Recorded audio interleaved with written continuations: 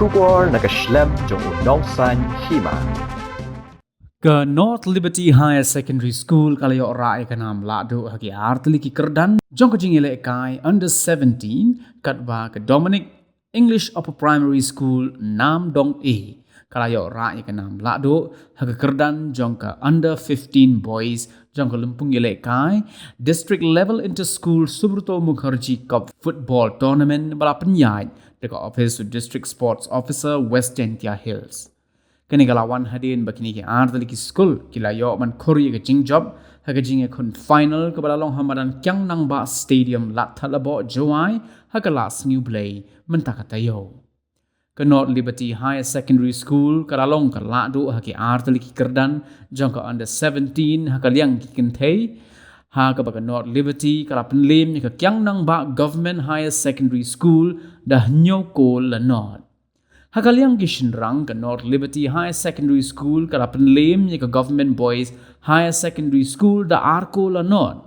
Katbah ke kerdan under 15 boys ke Dominic English Upper Primary School Nam Dong E kala Pynliem ke Saint Dominic Higher Secondary School Mokendeng da Shiko la North. Dengan ni nam job kini ke artali ki school kin mi khmat ke district Shaka State level football tournament kaban sa penlong shen dekat tenat Directorate of Sports and Youth Affairs hadin jo gajing ele kai keladon gajing lang sam khusnam ha gajing don lang ukongsan UMLA ke joai constituency ma wailat miki shilla district sports officer ma krobok pasa working president jong West Gentia District Sports Association ma EMH pasa Vice President Patrick Lamare nalor ki principal ki nong hikai bat kiwei ki barasha khot ngobha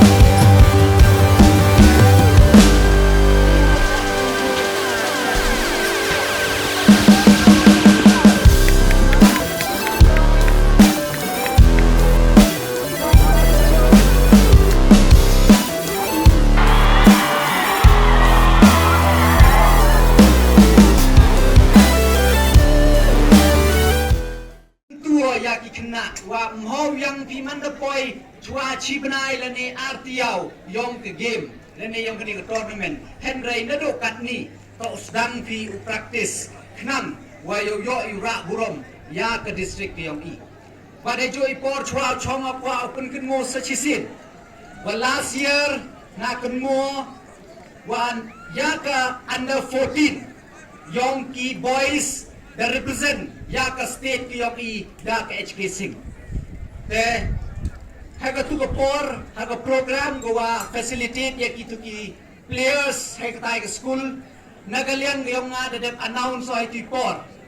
wa nagaliang yong nga ka mo MLA ya ka wan ka school ka wa represent ya ka state ki yong i na po ka constituency ki yong nga uwiara ko chilak tengka ya ka tu ka school o represent ya ka state ki yong i te kamjo ai ni por la ban yang sa chisin ya ka wan ka school o represent ya ka state ki yong i ha ka wan ka category yang mana ka under 14 under 15 under 17 yang mana ka boys or girls ya ka wan go represent ya ka state ki yong i na po ka district na ka liang yong nga ya ra ba ka school chilak tengka kam wo emensin ya ka tu school yung nang pa chu ko yi khna wo yi chim benta ha ki sports and game you pair kadang ni ki kan